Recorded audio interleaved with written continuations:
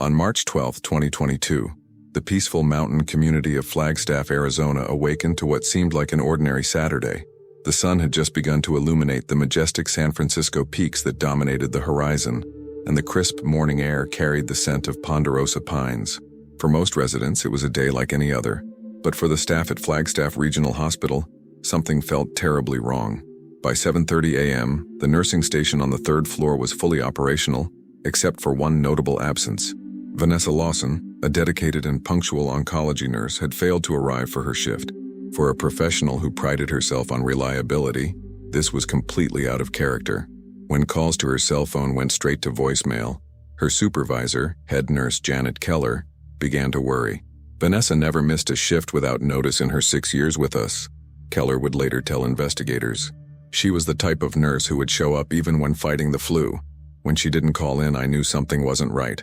By noon, concern had escalated enough that Melissa Parker, Vanessa's closest friend and colleague, decided to check on her. The drive to the Lawson residence in the upscale Pine Canyon neighborhood took just 15 minutes. The two-story craftsman home, with its meticulously maintained garden, looked peaceful from the outside. Melissa's repeated knocks at the front door were eventually answered by Ethan Lawson, Vanessa's husband of 7 years. Ethan, a 37-year-old accountant at a prominent local firm, appeared disheveled and anxious. He explained that Vanessa had left for her morning run at approximately 5:30 a.m., heading toward Buffalo Park as she did most mornings, but hadn't returned. He claimed he had tried calling her multiple times and had driven around the park searching for her before returning home to wait. I thought maybe she twisted an ankle or stopped to help someone, Ethan told Melissa, his voice strained. She's always doing that, you know, helping people. Melissa immediately contacted the Flagstaff Police Department. Within an hour, Officer Diego Ramirez arrived at the Lawson residence to take a missing person report. As a veteran officer with 15 years on the force, Ramirez had handled dozens of missing persons cases, but something about this one immediately struck him as unusual. Mr. Lawson's behavior raised some flags for me, Officer Ramirez would note in his initial report. He seemed more agitated than worried, and there was a calculated quality to his responses that didn't align with someone whose spouse had just gone missing. Nevertheless, the officer proceeded methodically, gathering information about Vanessa's appearance, routine, and the clothes she was wearing that morning: a purple running jacket, black leggings, and bright orange Brooks running shoes, according to Ethan. He also noted that Vanessa always carried her iPhone and a small running pack with her ID and a water bottle. By late afternoon, the case had been escalated, and a search party was organized at Buffalo Park, a popular 215-acre natural area with a 2-mile loop trail frequented by local runners. Search teams comprised of police officers and volunteers combed the main trail and adjacent areas until sunset, finding no sign of Vanessa or her belongings. Detective Sofia Torres, assigned as lead investigator, authorized the retrieval of footage from security cameras in the vicinity. The cameras at the park entrance captured Vanessa arriving at approximately 5:45 a.m., dressed exactly as Ethan had described. The footage clearly showed her beginning her run on the main loop trail, her breath visible in the cold morning air. However, no cameras had recorded her leaving the park. In cases like these, the first 48 hours are critical, Detective Torres explained to Ethan during their initial interview at the Lawson home that evening. I need to ask you some difficult questions to help us find Vanessa. The detective noted that while Ethan answered questions readily, his account of the morning contained several inconsistencies. He initially stated he was asleep when Vanessa left, then later mentioned wishing her a good run. When asked about their relationship, Ethan described it as perfectly fine, but hesitated when questioned about recent arguments or tensions. As standard procedure, detectives obtained permission to examine Vanessa's personal effects. Her running shoes were missing, confirming she had gone for a run, but her purse remained in the house, her wallet intact. Her passport was in the top drawer of their bedroom dresser. Nothing immediately suggested she had planned to leave. Detective Torres ordered an expanded search to begin at dawn the next day, including the use of search dogs and drone surveillance. She also requested cell phone records and bank statements for both Vanessa and Ethan. By nightfall on March 13th, the search had yielded troubling results. Vanessa's cell phone had been found by a volunteer, hidden under a rock about half a mile from the main trail, its screen cracked and battery removed. This discovery immediately changed the tone of the investigation. Finding a cell phone deliberately hidden and disabled is never a good sign. Detective Torres later stated. At that point, we began treating this as a potential crime rather than a simple disappearance. The timing of events became crucial to the investigation. Security footage from a neighbor's home had captured Vanessa leaving for her run that morning, confirming Ethan's timeline. However, another camera from a house 2 blocks away had recorded Ethan's car leaving their neighborhood at 6:30 a.m. and returning at 7:45 a.m., a detail he had omitted from his statement. When confronted with this information, Ethan explained that he had grown worried when Vanessa didn't return from her run as quickly as usual and had driven to the park to look for her. Yet this contradicted his earlier claim that he hadn't become concerned until after 8 a.m. when she failed to return for work. People forget details when they're stressed, he insisted. I wasn't thinking clearly. Meanwhile, forensic analysts were processing Vanessa's recovered phone. Despite the damage, they managed to extract recent call logs and text messages. The findings revealed frequent communications with an unknown number in Phoenix, with the last exchange occurring the night before her disappearance. The content of these messages had been deleted, but metadata indicated lengthy conversations over the past 3 months. As the second day of Vanessa's disappearance drew to a close, Detective Torres ordered surveillance on Ethan Lawson and a deeper background check on both him and Vanessa. A preliminary review of their financial records showed something unusual. Large withdrawals from their joint account over the past 6 months, totaling nearly $45,000. When questioned about these transactions, Ethan appeared genuinely surprised. I handle our finances. Those withdrawals weren't made by me, he told detectives, his composure slipping for the first time. Are you saying Vanessa has been taking money? Officer Ramirez, who had maintained a watchful eye on Ethan throughout the initial investigation, noted a shift in his demeanor at this revelation. It was as if we'd confirmed something he already suspected but didn't want to believe, Ramirez observed. His concern seemed to transform into something darker. On the morning of March 14th, the investigation took another turn when a forensic team discovered traces of blood in the trunk of Ethan's car. Though the amount was small and attempts had been made to clean it, preliminary tests indicated it was human blood. Ethan claimed it came from a nosebleed he had suffered the previous week, but detectives immediately requested a warrant for more comprehensive testing. As day 3 of Vanessa's disappearance began, her case had captured local media attention. Her photograph, showing a woman with striking green eyes and auburn hair, appeared on news broadcasts throughout northern Arizona. Former patients from the hospital came forward, describing her as compassionate and dedicated. Nobody could fathom why anyone would want to harm her.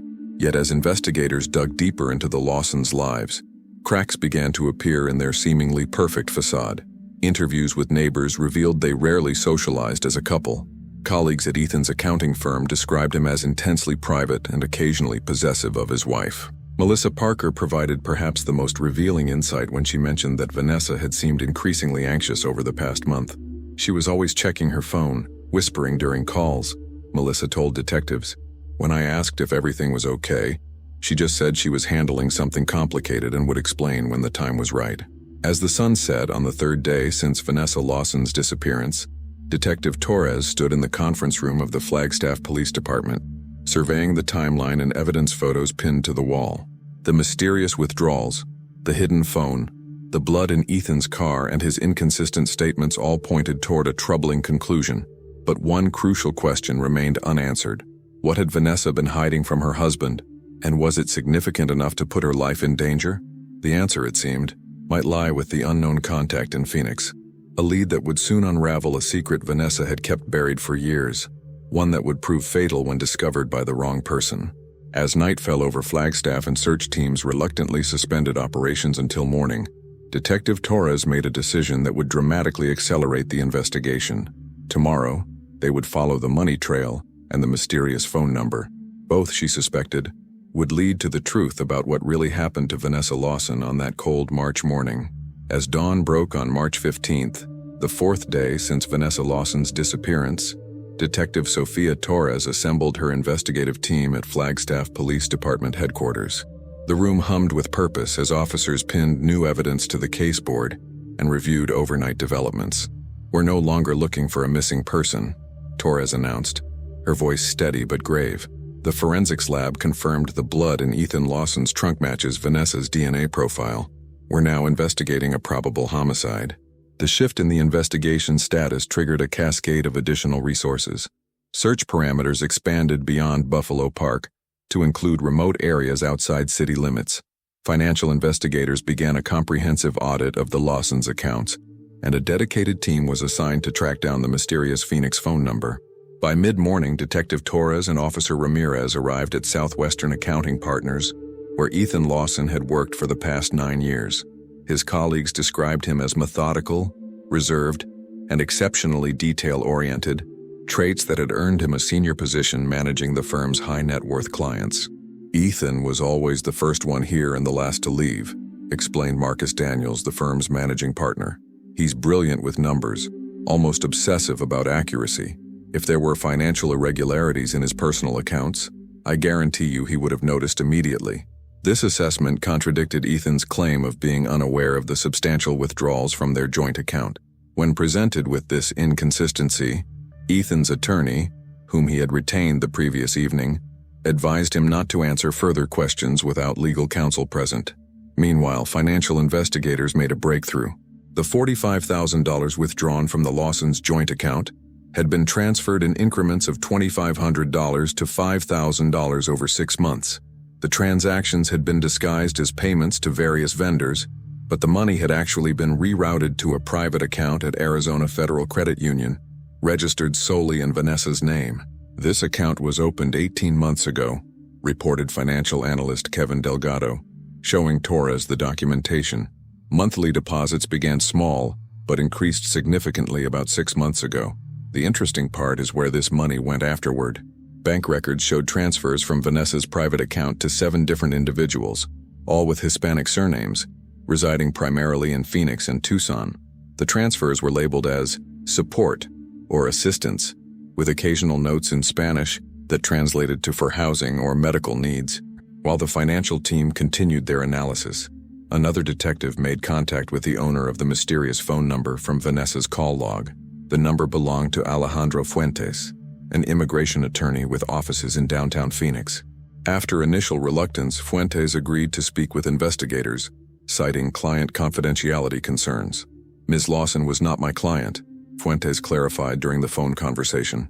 "She was a donor and volunteer coordinator for our pro bono immigration clinic. She helped fund temporary housing and medical care for asylum seekers while their cases were being processed." This revelation stunned the investigative team. For at least 18 months, Vanessa had been secretly withdrawing money to support undocumented immigrants, activity she had apparently concealed from her husband. Torres immediately dispatched officers to interview Fuentes in person, while she and Ramirez returned to question Melissa Parker about this hidden aspect of Vanessa's life. "I knew she volunteered somewhere on her days off," Melissa admitted, visibly surprised by the revelation. "She mentioned helping at a clinic, but I assumed it was medical work. She became passionate about immigration issues after treating a young girl who nearly died because her parents were afraid to seek medical help due to their undocumented status. That case changed her." The picture of Vanessa's secret life grew clearer when officers interviewed staff at the immigration clinic in Phoenix. They described her as a compassionate force who had recruited several nurses to provide free healthcare services. What had begun as occasional volunteering had evolved into a significant financial commitment, with Vanessa often covering emergency housing and medical costs from her personal funds. "She saved lives," testified Maria Gonzalez, the clinic's administrator. "But she was always very private about her involvement. She specifically asked us never to contact her at home or mention her contributions publicly. When I asked why, she said her husband wouldn't approve of her giving away their money to illegals. Those were the words she used to describe his potential reaction." This crucial detail aligned with another discovery. A search of Ethan's personal laptop revealed numerous visits to anti-immigration websites and participation in online forums where he had expressed hostile views toward undocumented immigrants. The contrast between the couple's values on this issue could not have been starker. By late afternoon, forensic technicians had recovered deleted text messages from Vanessa's damaged phone. The exchanges with Fuentes showed increasing anxiety in her recent communications. "Need to move Teresa and her children tonight. Situation unsafe. Can transfer $3,000 immediately. Will be increasing monthly support. Planning to make changes in personal situations soon. Will explain when we meet." The final message, sent the night before her disappearance, was particularly telling. "He found something. Difficult conversation ahead. We'll contact you tomorrow with update. When confronted with this evidence, Ethan Lawson's composed facade finally cracked. Through his attorney, he requested a formal interview, indicating he was prepared to clarify certain aspects of his previous statements. The interview room was stark and windowless, as Torres and Ramirez sat across from Ethan and his attorney on the evening of March 15th. Recording equipment documented every word as Ethan began his revised account. "I did know about the money," he admitted, his voice barely above a whisper. "I discovered the transfers about 3 weeks ago while preparing our tax returns. When I confronted Vanessa, she refused to explain. She just said she was helping people who needed it, and that I wouldn't understand." According to Ethan, this triggered a series of increasingly heated arguments. He described installing tracking software on her phone and following her to Phoenix one weekend, where he witnessed her meeting with Fuentes and visiting an apartment complex where several immigrant families were being housed. "I was angry about the deception, not just the money," Ethan continued, carefully choosing his words. "We'd been saving for a lakeside property in Payson. Those funds were meant for our future, and she was giving them to people who shouldn't even be here." His voice hardened as he spoke, revealing glimpses of deep-seated prejudice that aligned with his online activities. However, he maintained that their argument on the night of March 11th had ended without physical confrontation, and he continued to deny any involvement in her disappearance. But the evidence suggested otherwise. Cell tower data placed Ethan's phone near a remote area of Coconino National Forest between 6:35 a.m. and 7:30 a.m. on the morning Vanessa disappeared, exactly matching the time frame when his car had been recorded leaving and returning to their neighborhood. Even more damning was the discovery made by forensic technicians who had begun processing the Lawsons' home. Despite meticulous cleaning, luminol testing revealed significant blood evidence in the garage. The pattern suggested a violent struggle, with blood spatter consistent with blunt force trauma. A search of Ethan's recent purchases uncovered receipts for industrial-strength cleaning products, heavy-duty garbage bags, and a new shovel, all bought 2 days before Vanessa's disappearance. The shovel was conspicuously absent from the Lawsons' garage. As investigators assembled these pieces, they also discovered Ethan had made an unusual trip to a remote property near Winslow, Arizona, approximately 60 miles east of Flagstaff. The location, identified through his vehicle's GPS history, was an undeveloped 5-acre parcel of desert land that Ethan had purchased as an investment 3 years earlier. By nightfall, Detective Torres had secured an emergency warrant to search the Winslow property. As teams prepared to depart at first light, she authorized a formal surveillance operation on Ethan Lawson, though she was careful to maintain the impression that he was still being treated as a grieving husband rather than a suspect. The decision proved prescient. At 2:17 a.m., security officers observed Ethan leaving his home carrying a duffel bag and a laptop, different from the one already in police possession. He was quietly arrested attempting to board an eastbound bus at Flagstaff's transit center. The duffel contained $12,000 in cash, a prepaid cell phone, and Vanessa's passport. By morning, as search teams with cadaver dogs arrived at the Winslow property, Ethan Lawson sat in an interrogation room facing charges of evidence tampering and flight to avoid prosecution. But Torres knew these were just preliminary charges. She was confident that what they would find in Winslow would support much more serious allegations. The desert property was barren and windswept, with no structures aside from a small storage shed. The ground was hard-packed dirt and scattered juniper, seemingly undisturbed. But the cadaver dogs told a different story. Within 20 minutes of their arrival, they alerted handlers to an area behind the shed where the soil appeared recently disturbed. As the forensic team carefully excavated the site, the grim reality of Vanessa Lawson's fate became clear. Approximately 4 feet below the surface, wrapped in heavy-duty plastic sheeting, they discovered human remains. While formal identification would require laboratory confirmation, the purple running jacket visible through the plastic left little doubt about the victim's identity. Back in Flagstaff, as news of the discovery reached the police department, Detective Torres prepared for her final interview with Ethan Lawson. The case against him was building rapidly, but crucial questions remained. How exactly had Vanessa died? Was it a premeditated murder or a heated argument turned deadly? And perhaps most importantly for the prosecution, what had triggered Ethan to act when he did, after weeks of knowing about his wife's secret activities?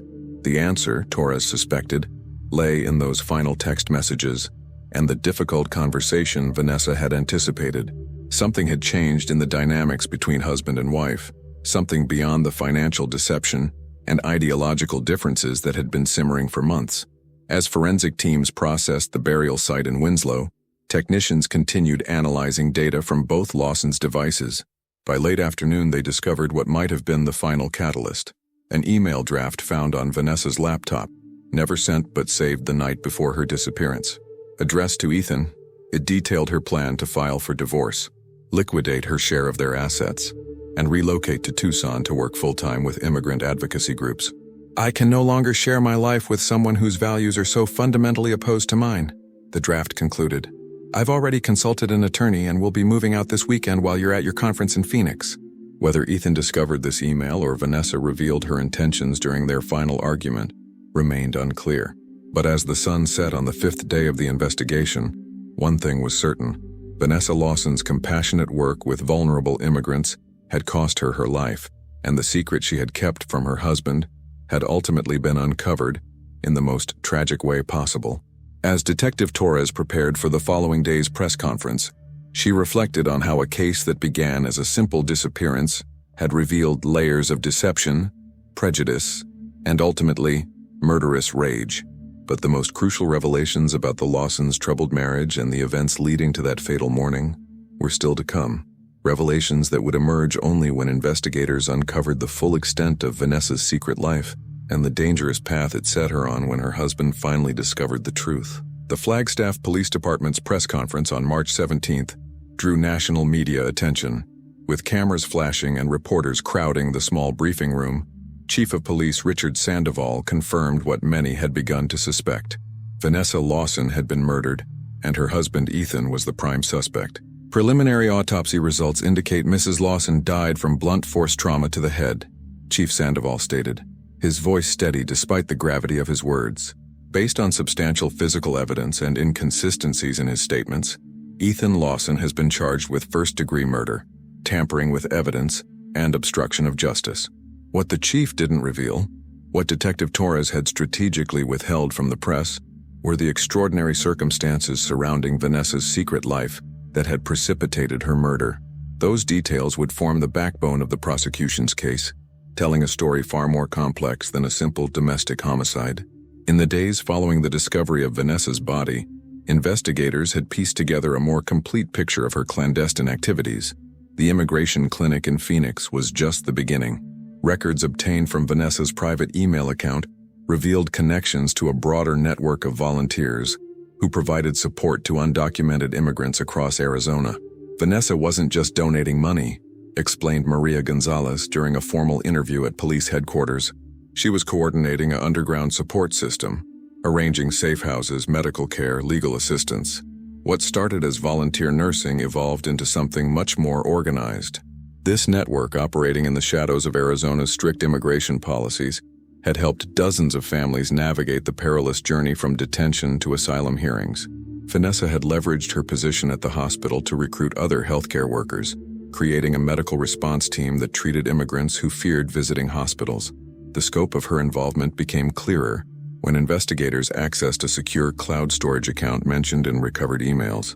It contained detailed records of every individual she had helped: names, medical conditions, locations, and expenses. The meticulous documentation reflected her professional training as a nurse, but also revealed the extent of her financial commitment.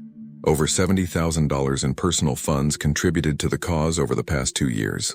She was essentially running a humanitarian aid organization without any formal structure, Torres explained to the district attorney during a case briefing, and she was funding it primarily from her own salary and savings.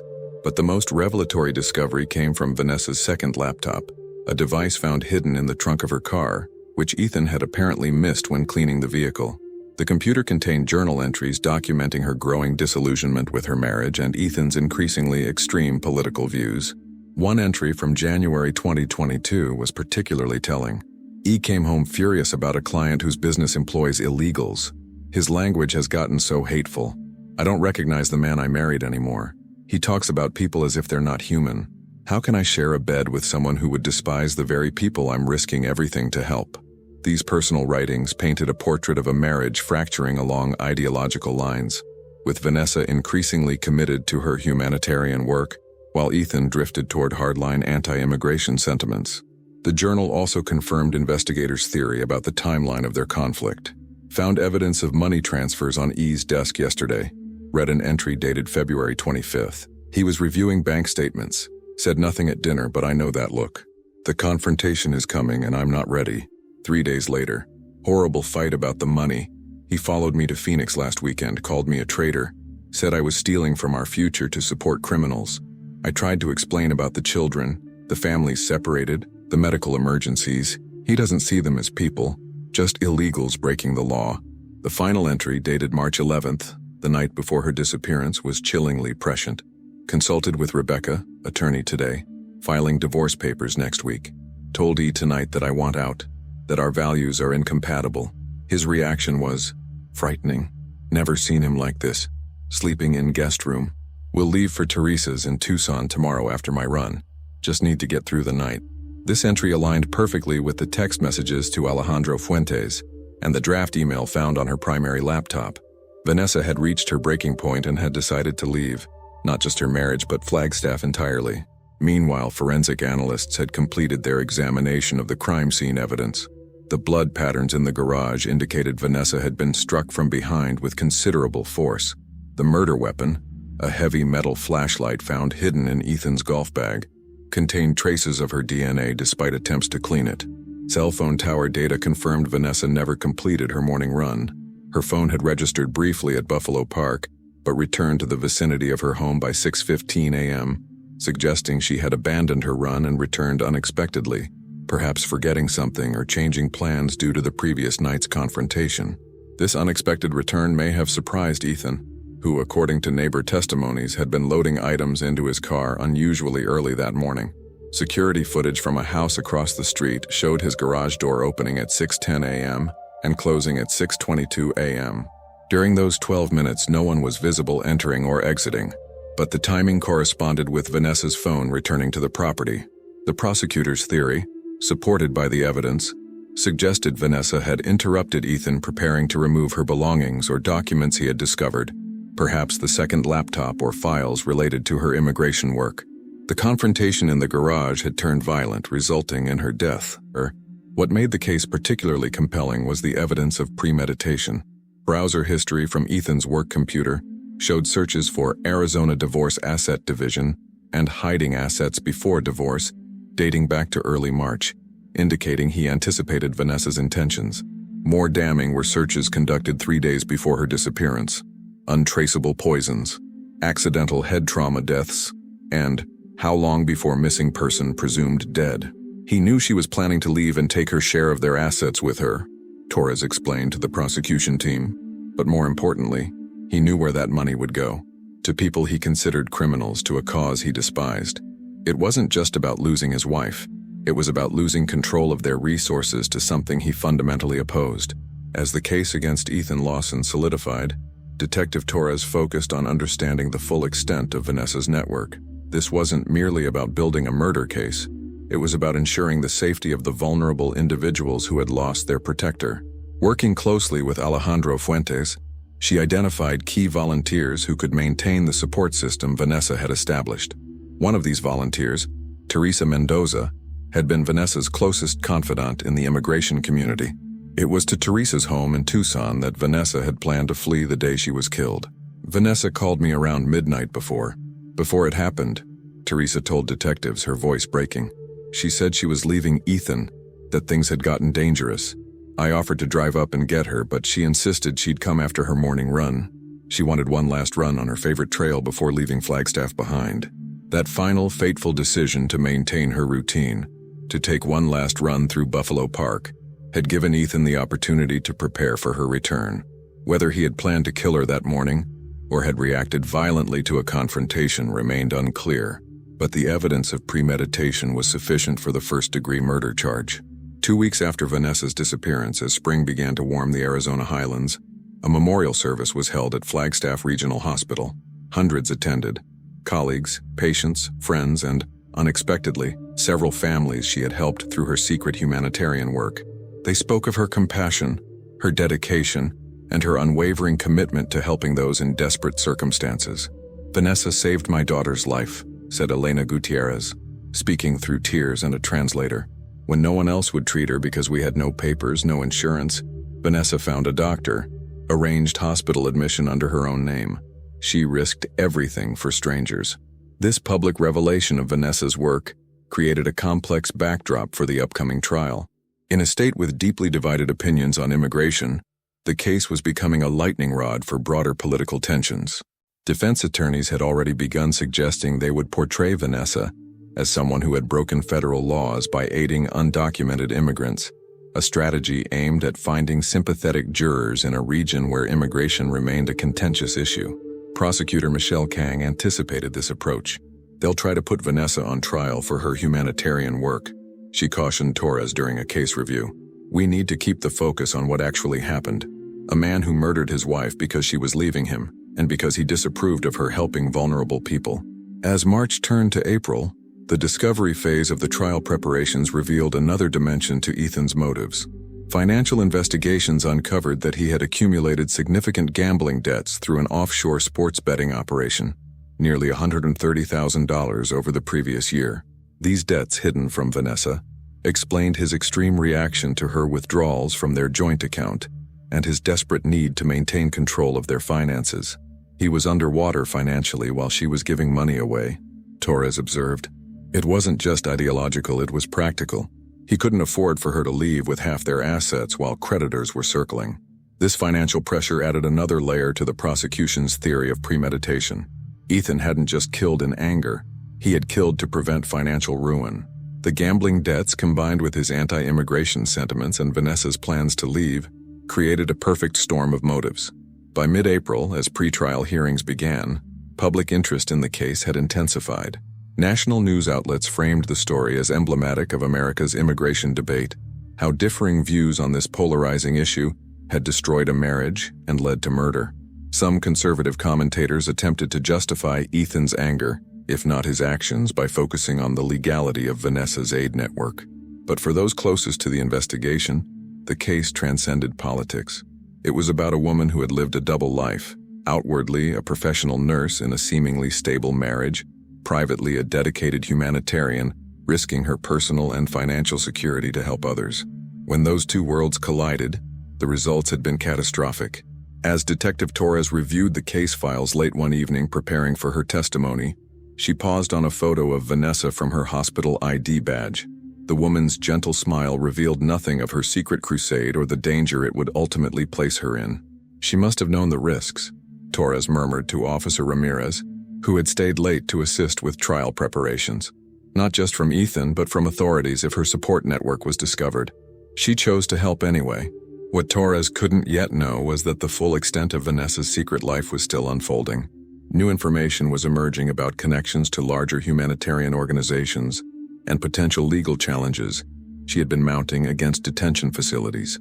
These revelations would not only strengthen the case against Ethan, but would transform Vanessa Lawson from a murder victim into a symbol of compassionate resistance against what many considered unjust immigration policies.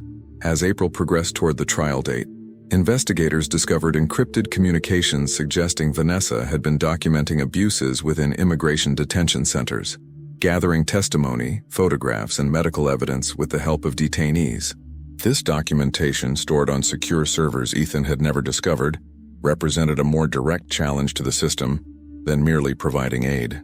It suggested Vanessa had been building toward legal action that could have exposed serious violations within the immigration enforcement apparatus. The question remained, had Ethan known about this more activist dimension of his wife's work? Had the threat of public exposure and potential embarrassment to his conservative professional reputation added to his motive? The answers would emerge as Ethan Lawson's trial date approached, and the full story of Vanessa's secret life and death prepared to unfold in an Arizona courtroom. The Coconino County Courthouse stood imposing against Flagstaff's clear blue sky as May 2022 brought the preliminary hearings in the state of Arizona versus Ethan Lawson case. The historic Sandstone Building, normally a tourist attraction, had become the epicenter of a case that continued to captivate national attention. Inside Courtroom 3, Judge Eleanor Blackwood presided over proceedings with a reputation for no-nonsense efficiency. During pretrial motions, defense attorney Richard Mercer had launched his strategy with predictable aggression. "Your Honor, we intend to present evidence that Mrs. Lawson was engaged in criminal activity, specifically violating federal immigration laws by harboring undocumented persons and misappropriating joint marital assets to do so," Mercer argued. This context is essential to understanding the deterioration of the Lawsons' marriage. Prosecutor Michelle Kang objected immediately. "The victim's humanitarian work is being mischaracterized to prejudice the jury. Mrs. Lawson's legal assistance to asylum seekers is protected activity. This is a transparent attempt to justify domestic violence by putting the victim on trial." Judge Blackwood's ruling set the tone for the case. The court will allow limited evidence regarding Mrs. Lawson's activities only as they directly relate to establishing motive or explaining the marital conflict. This trial is about a homicide, not immigration policy. The defense will not be permitted to characterize the victim's humanitarian work as criminal without substantiating such claims. This early victory for the prosecution came as Detective Torres and her team continued their meticulous investigation, knowing the case would face intense scrutiny. With each new piece of evidence, the timeline of events leading to Vanessa's death became clearer. Forensic analysis of the Lawsons' home computers had revealed that on March 10th, 2 days before the murder, Ethan had discovered a folder of photographs on Vanessa's laptop. The images documented conditions in detention facilities along the Arizona border, overcrowding, inadequate medical care, and children separated from parents. Metadata indicated Vanessa had received these photographs from contacts within the facilities, suggesting a network more extensive than initially understood. That same evening, browser history showed Ethan researching the legal penalties for aiding undocumented immigrants and visiting forums discussing citizen arrests of those helping illegal aliens. He had also searched for information about Arizona's community property laws and how to protect assets in divorce. He realized she wasn't just helping immigrants with medical care and housing, Torres explained to the prosecution team. She was gathering evidence that could potentially expose abuses in the system. For someone with his political views and professional connections, this would have been seen as an ultimate betrayal. The investigation had also uncovered alarming messages Ethan had sent to a friend the night before Vanessa's disappearance. "Found out V has been stealing our money for years, not just giving it away. She's building a case against border enforcement, using my money to undermine the law. She's threatening to leave and take half of everything with her. Not going to let that happen." This digital evidence strengthened the prosecution's case for premeditation. Combined with the physical evidence, the murder weapon, blood evidence in the garage, GPS data tracking Ethan to the burial site, it painted a damning picture of calculated homicide rather than a spontaneous crime of passion. As the trial date approached, public interest in the case intensified. Outside the courthouse, demonstrators gathered daily, immigration advocates on one side, border enforcement supporters on the other, separated by barricades and police officers. The case had become a proxy battle in America's ongoing immigration debate. Meanwhile, the investigation continued to uncover new dimensions of Vanessa's work. Through interviews with members of her network, detectives learned she had been coordinating with national civil rights organizations to document conditions in detention facilities. Her nursing credentials had given her access to medical records that substantiated claims of negligent care. She was building toward filing a class action lawsuit, Alejandro Fuentes confirmed during a pretrial interview.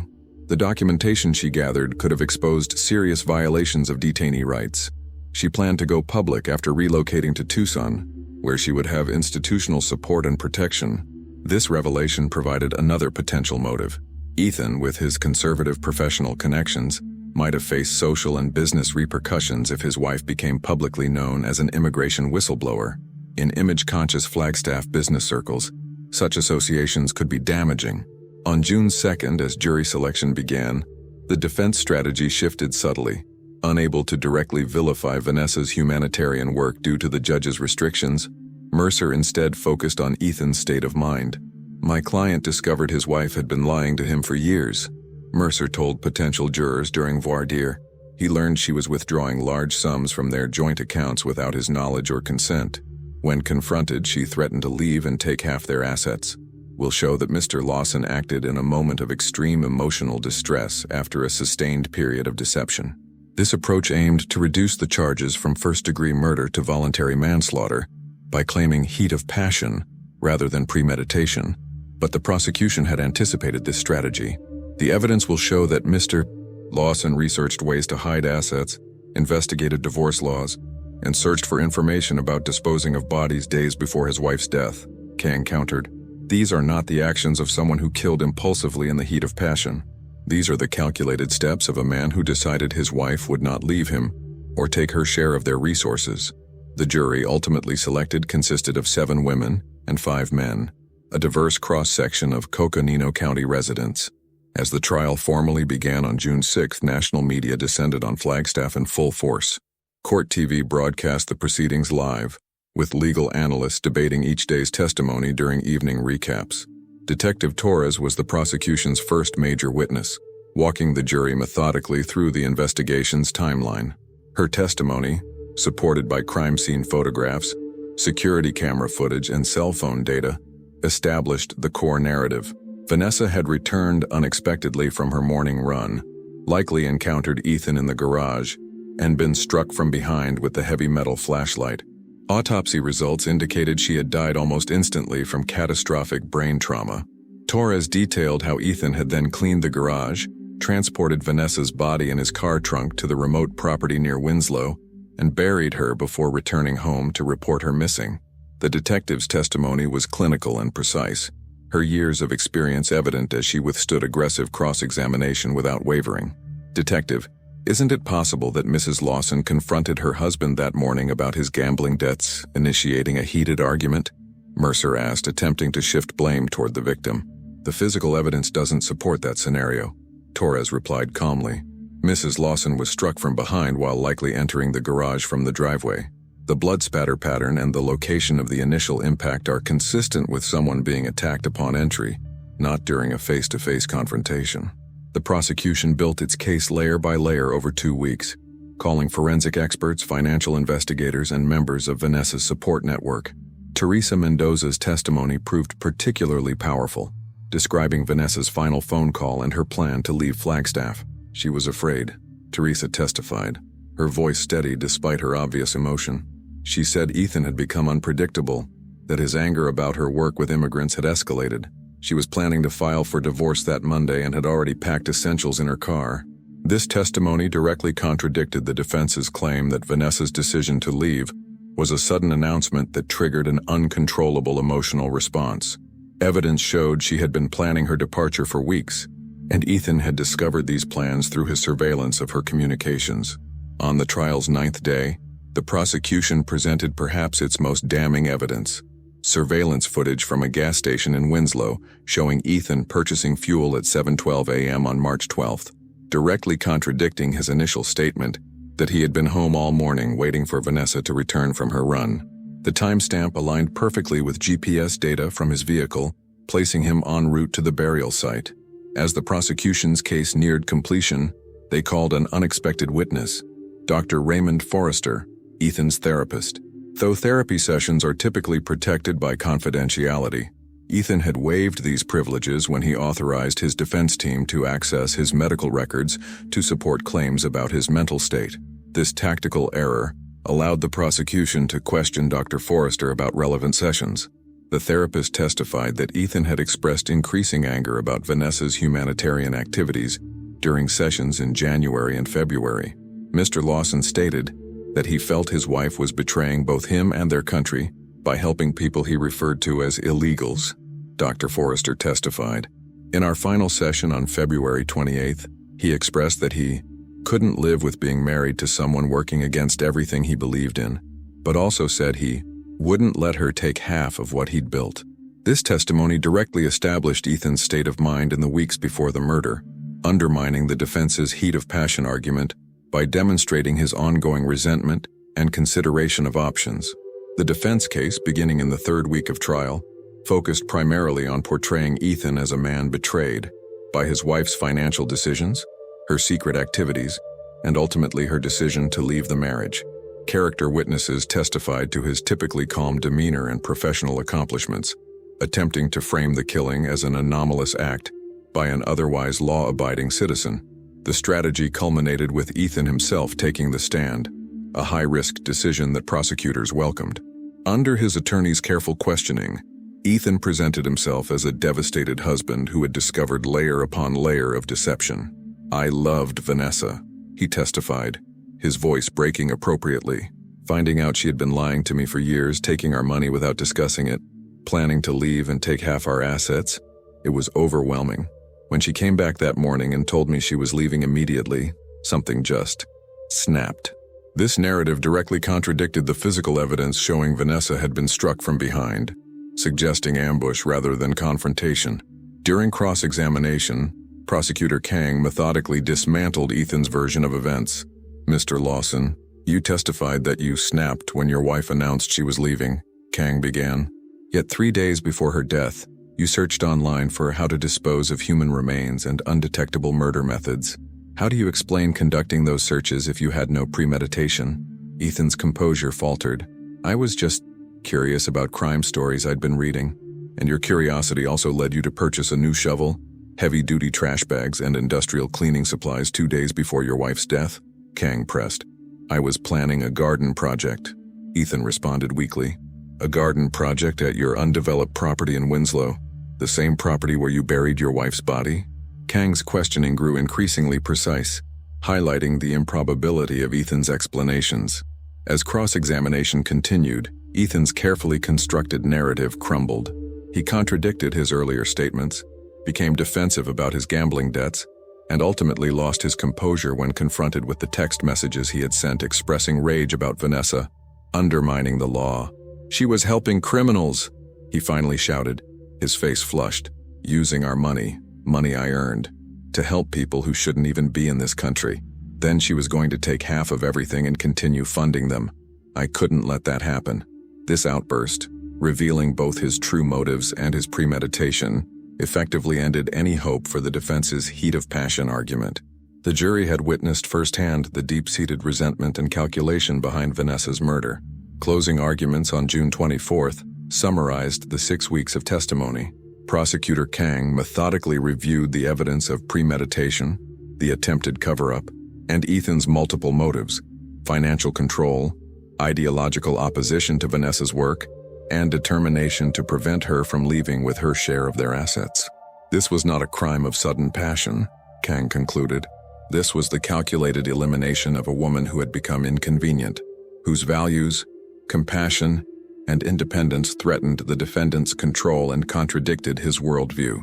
Vanessa Lawson died because she dared to help vulnerable people and because she planned to leave a marriage that no longer aligned with her principles." Defense attorney Mercer, recognizing the weakness of his position after Ethan's damaging testimony, pivoted to arguing for a second-degree murder conviction rather than first-degree, suggesting that while Ethan had intended to kill Vanessa, the act wasn't fully premeditated. "My client made terrible choices in a situation charged with emotion," Mercer argued. "He reacted badly to discovering years of financial deception and his wife's plan to leave him. He's responsible for his actions, but this was not the calculated killing the state has portrayed." After 4 days of deliberation, the jury returned on June 28th with their verdict: guilty of first-degree murder. The courtroom remained silent as the forewoman read the unanimous decision, Ethan standing impassively between his attorneys. Judge Blackwood scheduled sentencing for July 15th, allowing time for victim impact statements and presentencing reports. In the interim, Detective Torres continued working with federal authorities to ensure the protection of Vanessa's humanitarian network, many of whom had been exposed during the trial. The sentencing hearing brought final revelations about the case's impact. Representatives from immigrant rights organizations detailed how Vanessa's documentation had ultimately led to improvements in detention facility conditions and policy changes regarding medical care for detainees. "Her work continues to save lives," testified Dr. Helena Martinez, who had taken over coordination of the medical volunteer network. "The evidence she gathered has been submitted to congressional oversight committees and has already resulted in significant reforms." Elena Gutierrez, whose daughter Vanessa had helped treat, spoke directly to Ethan during her victim impact statement. "She saved my child when no one else would help. She was the best of America. The compassion, the welcome, the care for strangers. That is what you destroyed." Melissa Parker, Vanessa's colleague and friend, addressed the broader implications of the case. Vanessa lived a double life because she knew her marriage couldn't survive her true values being expressed. How many others live divided lives, hiding their compassion because it's become politically dangerous to show it? When Ethan was offered the opportunity to speak before sentencing, he declined, his earlier performative remorse abandoned after the guilty verdict. Judge Blackwood's sentencing statement acknowledged the case's complexity while focusing on its fundamental nature. Regardless of one's political views on immigration, this case centers on a husband who murdered his wife because she was helping vulnerable people and planned to leave him. The court sentences you, Ethan Lawson, to life imprisonment with the possibility of parole after 25 years. As summer turned to fall in Flagstaff, the case that had consumed Detective Torres for months finally closed. The investigation files were archived, evidence secured for potential appeals, and the media attention gradually subsided. But the impact of Vanessa Lawson's life and death continued to reverberate. In October 2022, a coalition of humanitarian organizations established the Vanessa Lawson Legal Defense Fund to support individuals facing prosecution for providing humanitarian aid to migrants. The fund represented a formalization of the network Vanessa had built, ensuring her work would continue despite her absence. For Detective Torres, the case had reinforced a truth she had observed throughout her career, that the most devastating crimes often occur not between strangers, but between people who once loved each other, when that love transforms into its opposite: control, resentment, and ultimately violence. As she placed the final report in the Lawson case file, Torres reflected on the dual life Vanessa had led: publicly a dedicated nurse and seemingly content wife, privately a passionate advocate risking everything to help those society had marginalized. That secret life had ultimately cost Vanessa everything when discovered by the wrong person. But in death, her work had gained the public recognition she had never sought in life, creating a legacy that would continue to challenge the very systems she had once navigated in shadows. The summer heat shimmered above the cracked earth of the Winslow property as forensic investigators worked methodically in the early morning hours of March 16, 2022. The discovery of Vanessa Lawson's remains had transformed what began as a missing person case into a full-fledged homicide investigation, with implications that would extend far beyond one marriage gone tragically wrong. Dr. Maya Patel, the Coconino County medical examiner, supervised the recovery process personally. Her team worked with archaeological precision, documenting every aspect of the shallow grave before carefully extracting the body wrapped in heavy-duty plastic sheeting. The victim appears to have been transported and buried within hours of death, Dr. Patel noted into her recorder as she conducted a preliminary examination at the scene. Rigor mortis was likely still developing when the body was wrapped, based on the positioning. This aligns with our estimated time of death between 6:15 and 6:45 a.m. on March 12th. The timing confirmed what Detective Torres had already pieced together from security footage and GPS data. Ethan had killed Vanessa shortly after her unexpected return from her morning run, quickly cleaned the primary crime scene, and transported her body to this remote location before returning to Flagstaff to report her missing. He nearly pulled it off, Officer Ramirez remarked as they watched the forensic team work. If he hadn't made those searches on his computer, if we hadn't found the blood in the trunk, if he'd been more careful about his timeline, this could have remained an unsolved disappearance. Torres nodded grimly. Overconfidence is usually what trips them up. He thought his careful planning would be enough, but he underestimated what technology can reveal, and he completely misjudged how many people would notice Vanessa's absence immediately. The removal of Vanessa's body from the grave revealed additional evidence that would prove crucial to the prosecution. The plastic sheeting contained not just Vanessa's remains, but also her running clothes, shoes, and watch. Items Ethan had initially claimed she was wearing when she disappeared during her run. Their presence at the burial site definitively disproved his original narrative. More damning still was the discovery of Vanessa's phone buried alongside her body. Though Ethan had removed the battery and attempted to damage the device, digital forensics specialists were able to recover data that contradicted his version of events.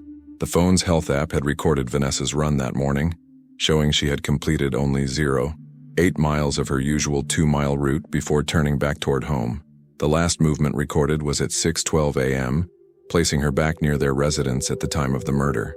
Back in Flagstaff, as news of the discovery spread, the community that had rallied to search for Vanessa now gathered to mourn her.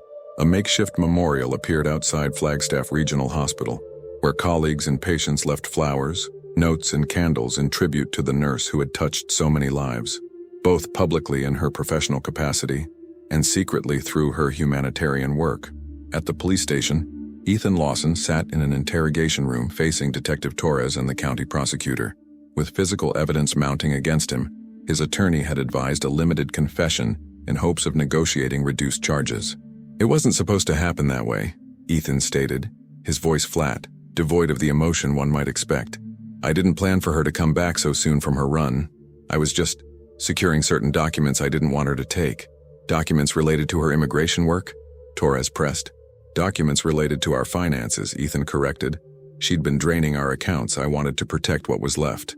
This narrative, carefully constructed with his attorney, attempted to characterize the murder as unplanned, a spontaneous reaction when Vanessa caught him reviewing financial records.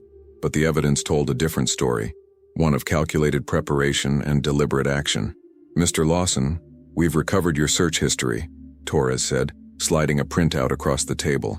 3 days before your wife's death, you searched for information on undetectable poisons and making a murder look like an accident. The day before, you purchased industrial cleaning supplies and researched decomposition rates in desert soil. These actions suggest significant premeditation. Ethan's composure faltered briefly before his attorney intervened, ending the interview. But the damage was done. His partial confession had placed him at the scene while the evidence contradicted his claim of a spontaneous act. Meanwhile, the autopsy results provided critical details about Vanessa's final moments. Dr. Patel's comprehensive examination revealed a single devastating blow to the back of the head, consistent with the metal flashlight found in Ethan's golf bag. The angle and force indicated the attacker had been standing while the victim was bent forward, perhaps entering the garage or retrieving something from her car. The victim would have lost consciousness immediately, and death would have followed within minutes due to catastrophic brain trauma, Dr. Patel explained during her briefing with the investigative team. There were no defensive wounds or signs of prolonged struggle, suggesting she was caught completely unaware. This finding contradicted Ethan's claim of a confrontation turned violent. Vanessa had never had the chance to defend herself or even realize she was in danger. The single, powerful blow from behind painted a picture not of heated argument, but of calculated ambush. As investigators continued processing the Lawson home, they discovered additional evidence in Ethan's home office. Hidden behind a false panel in his desk drawer was a small notebook containing what appeared to be surveillance notes on Vanessa's activities. Times she left the house, locations she visited, names of people she met with. The entries dated back 3 months, suggesting Ethan had been monitoring his wife's movements long before the murder. One entry from February 22nd was particularly telling. V met AF at Border Angel's office in Phoenix, transferred $4,000 from personal account, photographed documents inside facility, planning something bigger than just financial support. This discovery aligned with data recovered from Ethan's computer, showing he had installed spyware on Vanessa's laptop and phone in January. The spyware had captured emails discussing her plans to document conditions in detention facilities and potentially collaborate with journalists on an exposé.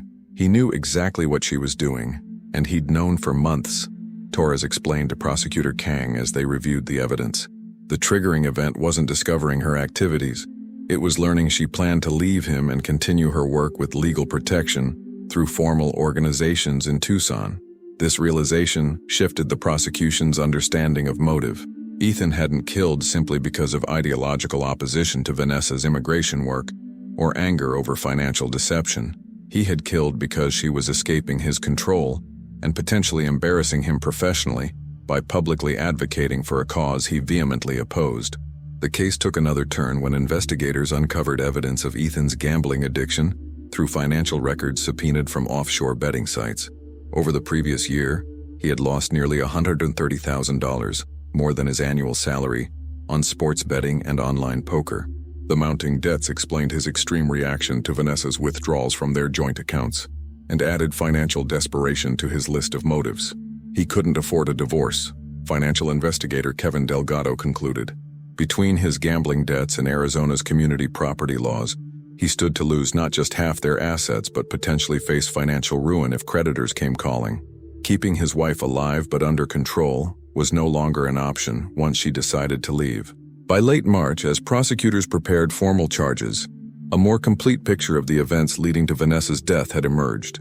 The timeline now included not just the morning of the murder, but the months of surveillance, the discovery of her humanitarian work, the realization of her plans to leave, and Ethan's careful preparation to eliminate the threat she represented to both his finances and his worldview. The county's decision to charge Ethan with first-degree murder reflected this understanding, that Vanessa's death was not a crime of passion, but the culmination of months of resentment and weeks of planning.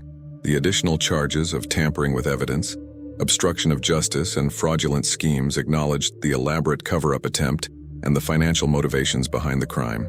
As April brought spring to the high desert, the investigation's focus expanded beyond building a criminal case. Detective Torres had become increasingly concerned about the vulnerability of Vanessa's humanitarian network, which had been exposed during the investigation. Working with Alejandro Fuentes and federal authorities, she helped ensure protection for those who had collaborated with Vanessa, particularly undocumented individuals who feared coming forward. Vanessa protected these people in life, Torres told her superiors when requesting additional resources. We have a responsibility to ensure they're not further victimized because of their connection to this case. This effort led to unexpected cooperation between local law enforcement and immigrant advocacy groups, entities often at odds in Arizona's polarized political landscape. The common goal of seeking justice for Vanessa created temporary bridges across ideological divides, though tensions remained about how her work would be characterized during the upcoming trial. By early May, as pre-trial hearings began, the Lawson case had attracted national attention. Media coverage framed the murder as emblematic of America's immigration debate, how polarization on this issue had contributed to the destruction of a marriage and ultimately to a woman's death. Vanessa was alternately portrayed as a heroic humanitarian or a misguided activist, depending on the political leanings of the outlet. Within this media circus, Detective Torres worked to maintain focus on the fundamental truth at the center of the case. Vanessa Lawson had been murdered for attempting to leave a controlling husband and for helping vulnerable people against his wishes. The political dimensions were secondary to the primary domestic violence narrative that drove the prosecution's case. Meanwhile, forensic analysis of Ethan's devices had revealed perhaps the most damning evidence yet, a detailed contingency plan created in February, weeks before the murder. The document, found in a password-protected file titled Insurance, outlined steps for worst-case scenario if V leaves. These steps included securing financial documents, establishing alibis, and disposing of problematic items at the Winslow property. The document stopped short of explicitly planning murder, but created a framework that Ethan had followed almost exactly in the days surrounding Vanessa's disappearance. Combined with his internet searches about undetectable killing methods, it established premeditation beyond reasonable doubt. On May 12th, in a surprise development, Ethan's attorney approached the prosecution about a potential plea deal. Facing overwhelming evidence and the likelihood of conviction, Ethan was willing to plead guilty to second-degree murder in exchange for a 20-year sentence. Prosecutor Kang brought the offer to Teresa Mendoza and other close associates of Vanessa, explaining the advantages of avoiding a trial while ensuring significant punishment. Their response was unanimous. They wanted the full truth exposed in court, regardless of outcome. A private plea means her story stays private, Teresa argued passionately. Vanessa deserves to have the world know what she was fighting for and why she died. Her work shouldn't remain in the shadows just because that's where he forced her to keep it. Honoring this wish, Kang rejected the plea offer, committing to take the case to trial despite the emotional toll it would exact on all involved.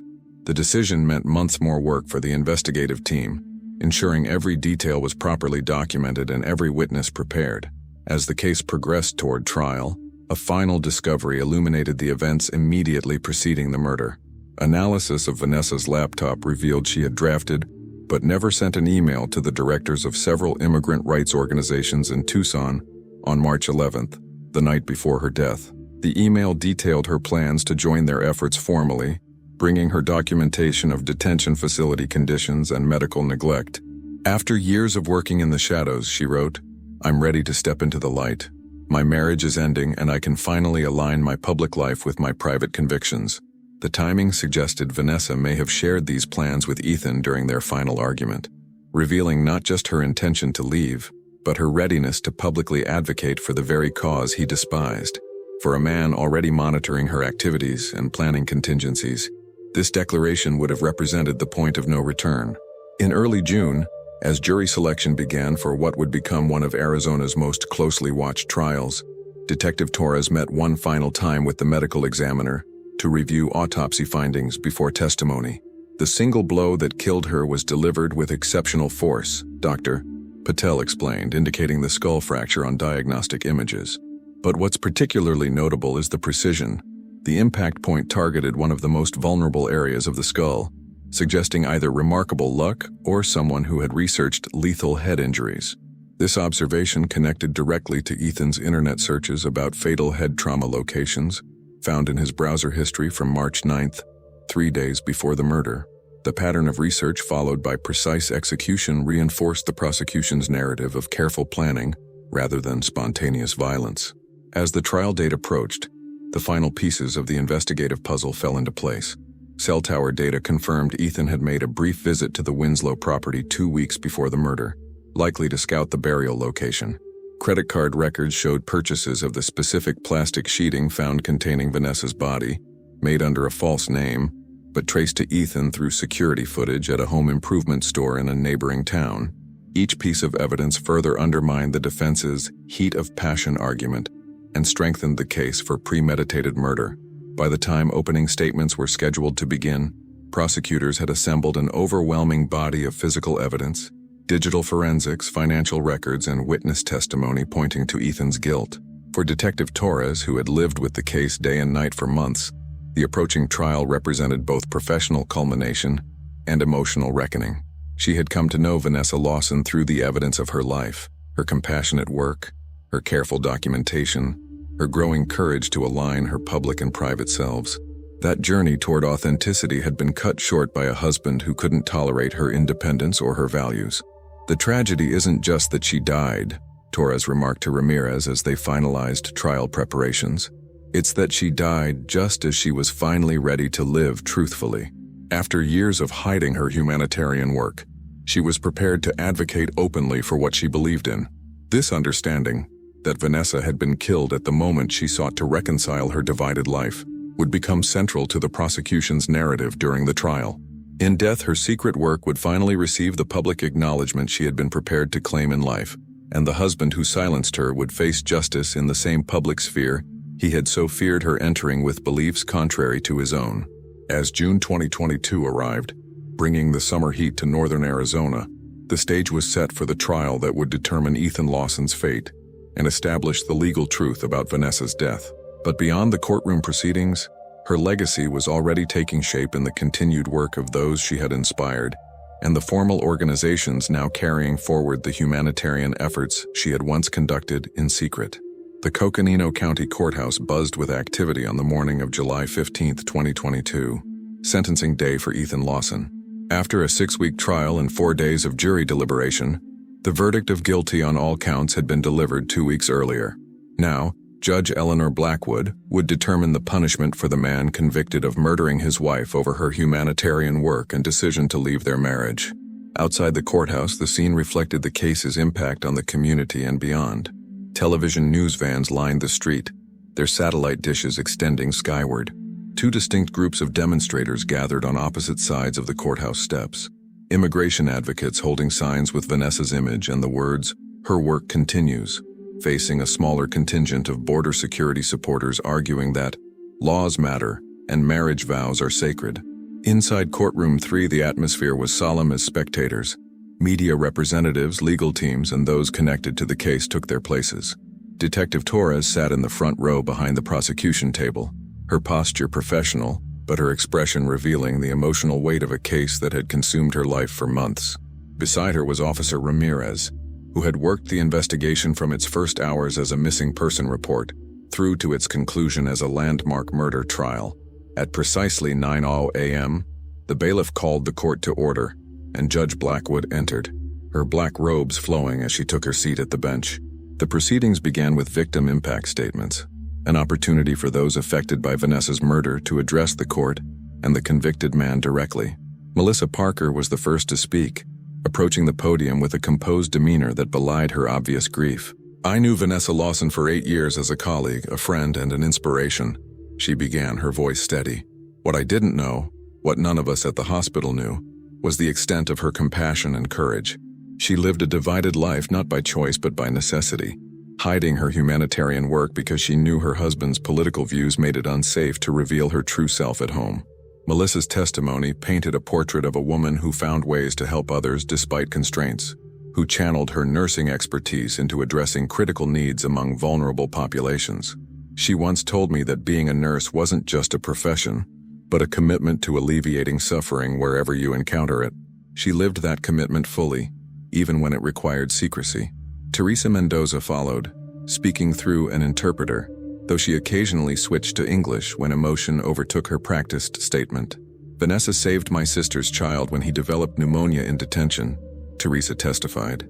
When no doctor would see him without documentation, she arranged treatment using her own credentials.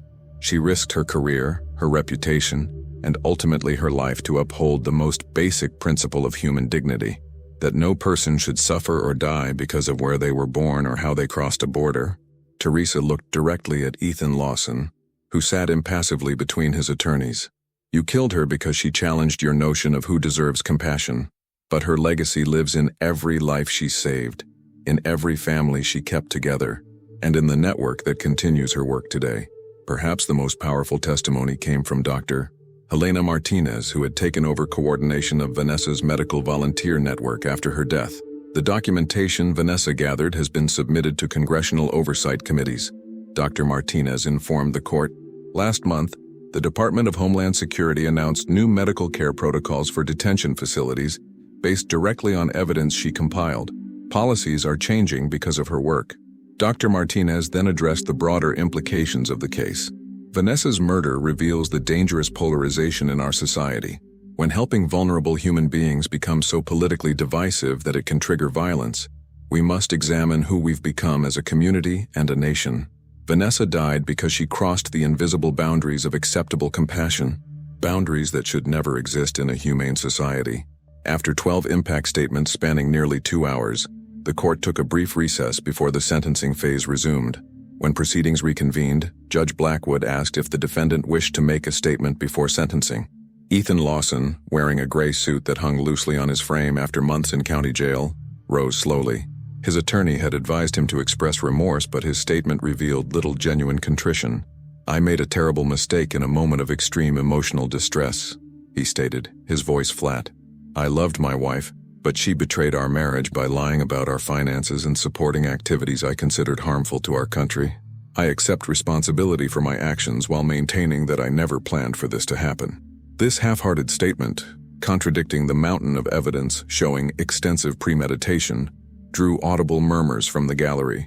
Judge Blackwood called for order before delivering her sentencing remarks. "Mr. Lawson, the jury has found you guilty of first-degree murder, tampering with evidence, obstruction of justice, and fraudulent schemes," the judge began, her gaze direct and unflinching. "Throughout this trial, I have observed your demeanor, considered the evidence, and listened carefully to testimony from both sides.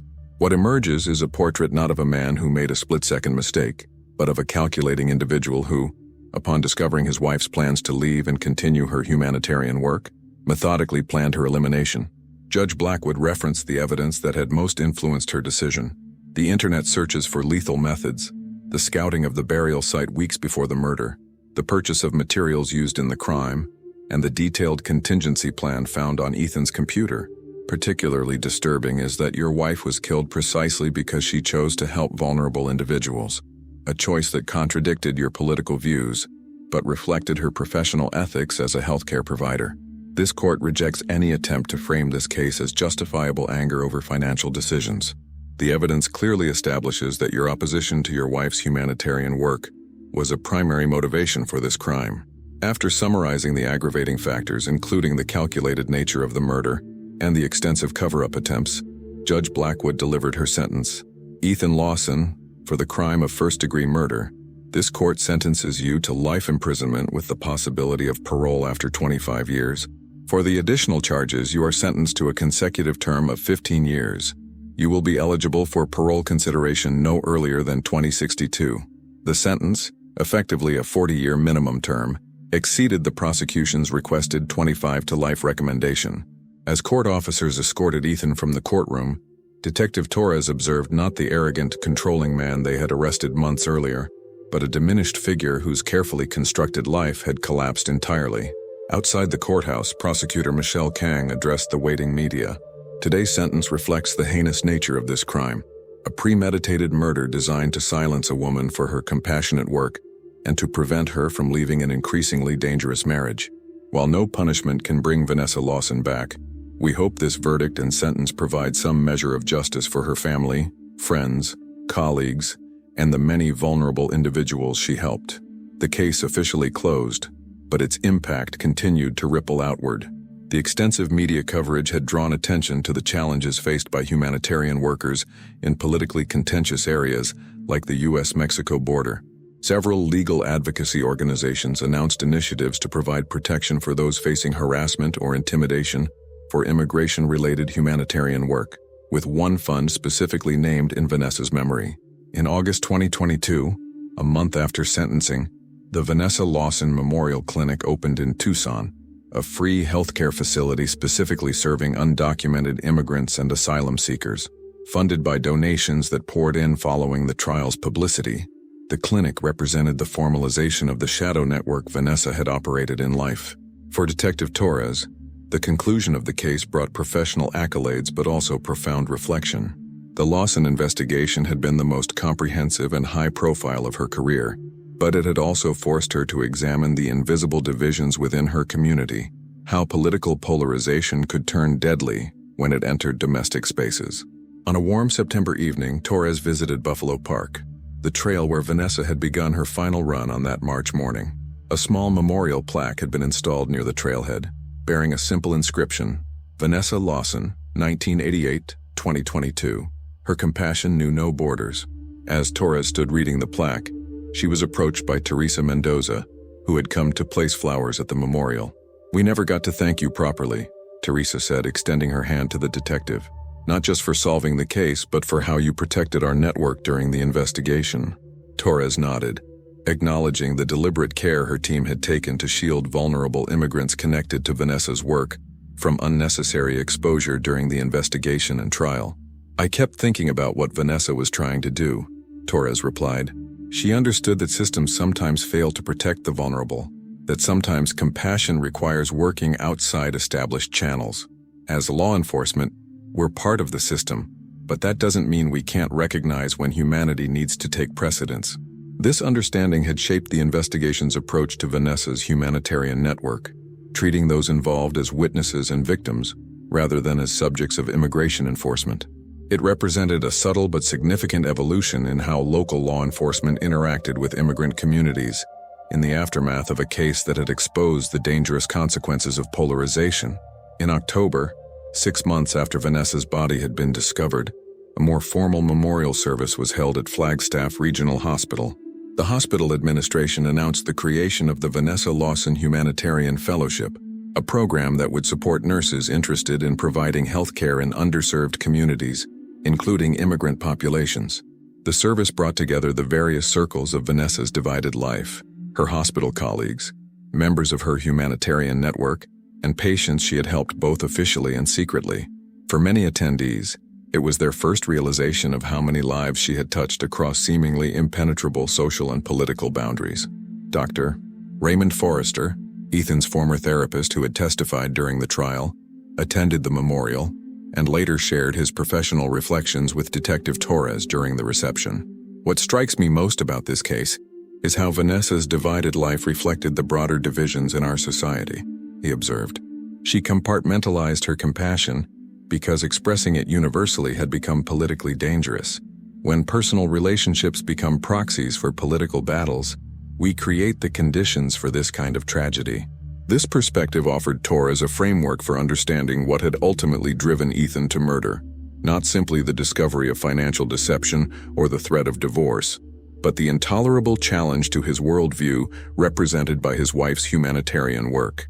Vanessa had transgressed not just marital boundaries but ideological ones, in a political climate where such transgressions had been increasingly framed as existential threats.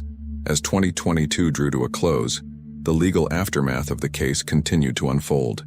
Ethan's attorneys filed an appeal based on claimed procedural errors, but legal experts considered its chances slim, given the overwhelming physical and digital evidence presented at trial. Meanwhile, several of Vanessa's documented cases of medical neglect in detention facilities became the basis for a class action lawsuit filed by a coalition of civil rights organizations. In January 2023, nearly a year after Vanessa's murder, Detective Torres received an unexpected letter from the maximum security facility where Ethan Lawson was serving his sentence.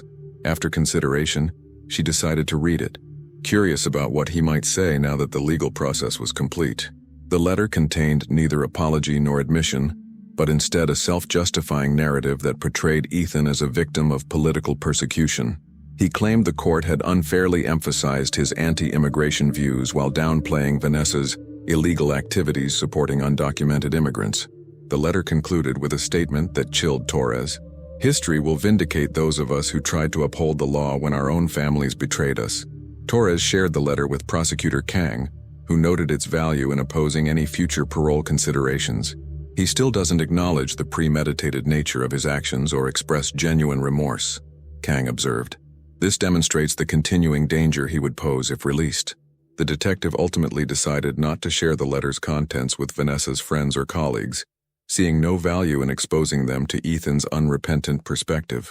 Instead, she added it to the case file, where it served as a final confirmation of the ideological rigidity that had driven him to eliminate a wife whose compassion had expanded beyond boundaries he found acceptable.